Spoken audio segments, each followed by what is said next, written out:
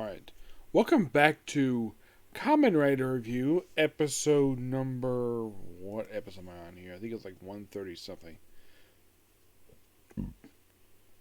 It's space time! Oh, by the way, for this episode, I'm going to be discussing episodes 27 to 30 of this series. Once I get this thing to work properly. Come on. I know you can do it here. Oh my freaking god. Yeah, so basically, I'll get to the episode number in a minute once I get my thing working here. So, in these 4 episodes, first of which we have 2720 is the end of Cancer Arc. Because this is the last time we see him. Yep. After 8 episodes, he is effectively written out of the series. No, seriously, he is like gone. My guess is he probably wasn't planned to be in the remaining episodes. My guess is that originally he was just planned to be in just 2122. But my guess is because maybe there was last minute rewrite and there was basically something they had to. It was due to a rewrite, or maybe one of the producers really wanted to expand upon this whole apostles thing for, well, the chairman for his 12 apostles that he has.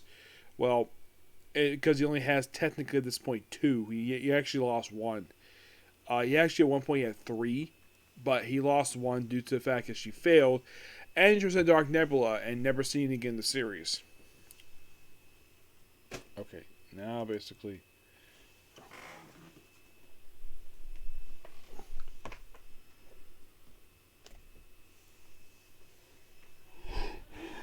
If I can just get this thing basically to work properly. Here we go. Okay, now I have the episode number. It's 135. So his whole thing in this 2-parter is that he's trying to get people to make him laugh because the guy is a comedian. And he is the only horror cross out of the 4 we've seen so far who actually we do know who he is right away. Yeah, and he takes souls from his rings, and because people make him laugh, their souls, the thing will snap, and they I don't know, they die or something. Yeah. So, at one point, he actually finds out Meteor's identity, the first one ever. And it was by pure accident. He just demorphed right in the library because he thought he lost him. And apparently Cancer saw him. And because of this, he's basically blocked from transforming. Because Tachibana, this Tachibana, not the original one, says, "Oh, people can't know your identity, otherwise your thing will work." Which I think is bullcrap, because all the other comrades basically had no problem with this. And yet Meteor has got this problem where no one knows who he is. For reasons unexplained here at this point. So also there's a hint about a possible evolution of his drive. And of course basically like where he gets eventually gets a new part. Like apparently Hachimon comes from his satellite from the M bus. Supposedly comes to a lighthouse at 4:00. And the thing is, prior to this, Jugo, the friend of his who was put in a coma after using a switch, which I'm like, how is it using a switch one time knocks you in a coma? Either was a faulty switch. They don't really go into exactly of how the heck this is possible. Given all the other switches turn to monsters, it is quite weird. It is not explained. Not at all. So they check on him, but they have me at 3:00. And though he has all the Kamen Club basically take his place, he sees his friend. He is back there at, 4. But he basically finished up there. He says something that Tachibana likes. So, yeah. He gets to transform once again, gets to evolve form. He defeats Cancer. Doesn't kill him per se. He gets away, but he does defeat him. And Tachibana is satisfied with that. What happens to Cancer after his defeat at the hands of Meteor? Well, he was sucked into the Dark Nebula by Labra because he wasn't chosen by him. He just randomly picked it up. Yeah, it's almost like basically the guy was jealous of him the whole time that he was here. Yeah, it's a very interesting two-parter.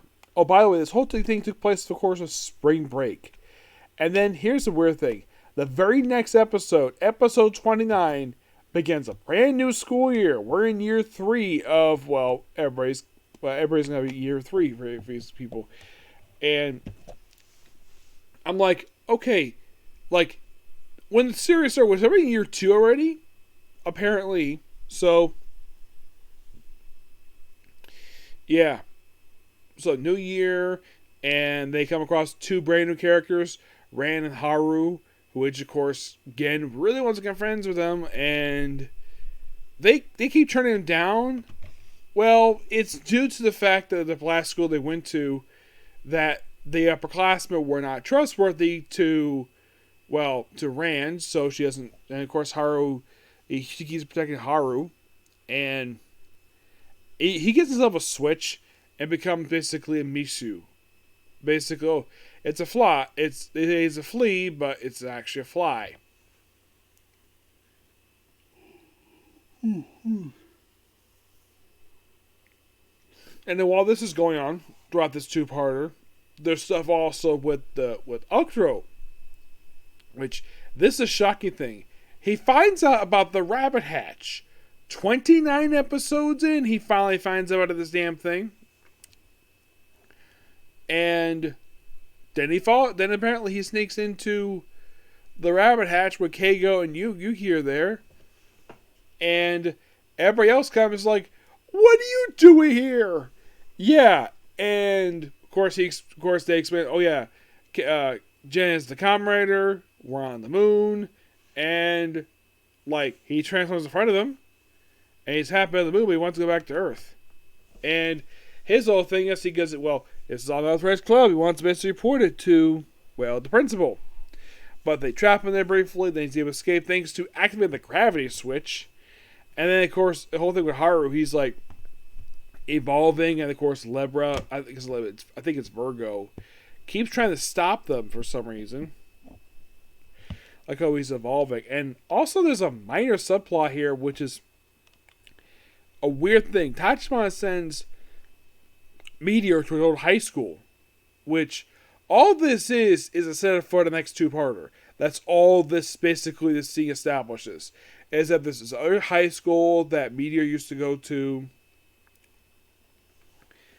and of course, and by the way, Ocha, he finds out that the graduates are here, like even the transfer student, the exchange student is here too, which I found this being interesting.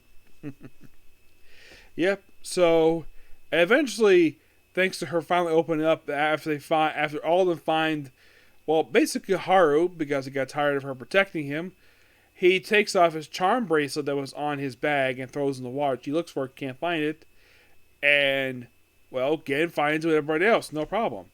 And eventually, they also develop a new switch here, the net switch. By the way, these 4 episodes do have the final appearances of the following switches. In episode 27 is the last time we see Freeze and Water. Yep, that was the last time that we saw those 2 switches. That's something they ever used. In no final one in 2028. 29. Excuse me. In 29, however, this is a milestone episode. It's the final time we see the hopping and magic hand modules. This is also the 600th episode of the Heisei era for Kamen Rider. You're like, that's interesting. Yes. And what about 30? Is there a final switch for this one? Yes, the arrow mode. That's the last time we used it. Apparently, the first time we used the gyro and net mode.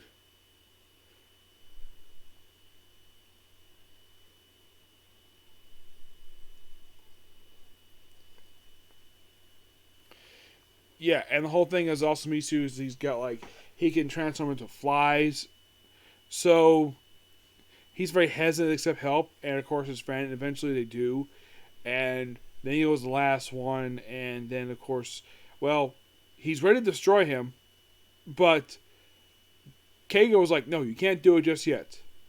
If you do, mine won't be the same." So Ran talks to him, gets him back, and then he destroys him with, of course, Magnet One. By the way, how'd you find about the rabbit hat stinks to the magnaphone?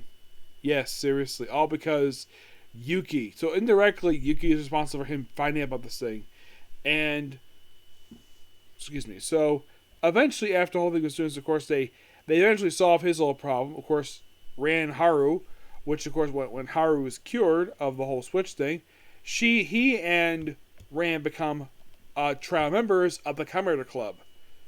But what about the teacher? Well, he says, "Oh, you can't have clubs without a teacher involved, a faculty advisor." He basically volunteers to become the faculty advisor for them. Everybody's shocked, and of course they all agree. No problem. Yep. And at this point, yeah, there's no more new members at this point in time. Not really. No one else joins for the rest of the series. At this point, there's only about 18 episodes left to go. But I'm going to do 2 more and then take a break. But I'm still enjoying the series. And, well, this is getting toward the end of the second arc of the series. Yes. So, and also the thing with this particular 2-parter, I believe this one also has the final minor Zondart appearing in the series. Yes, this is officially the last one. Now, the thing is, when it comes to Zondarts, however, there are some that still appear. Oh, by the way, they do mention basically there is a Zondart going to show up. They show up briefly here. That's going to be the next 2-parter. That being the Aries horoscope. Yes.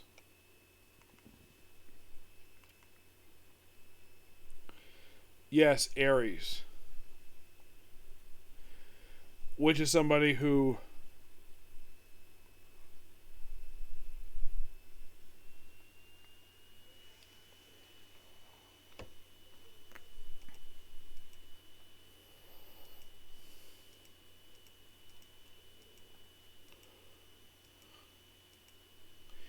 yeah, which of course they're gonna show off who the heck this guy is. Well, actually, they did show him. They don't have a name for him yet, but they did see him briefly, and then we've seen him transform. Mm-hmm.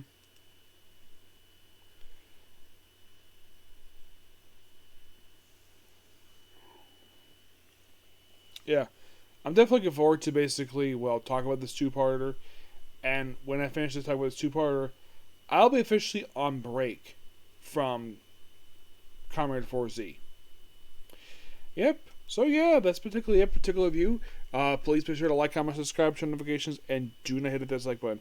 Next up is the final 2 episodes of Fourze to discuss before on break, and then it's Konosuba! And that probably it for the evening. Okay? See you. Bye.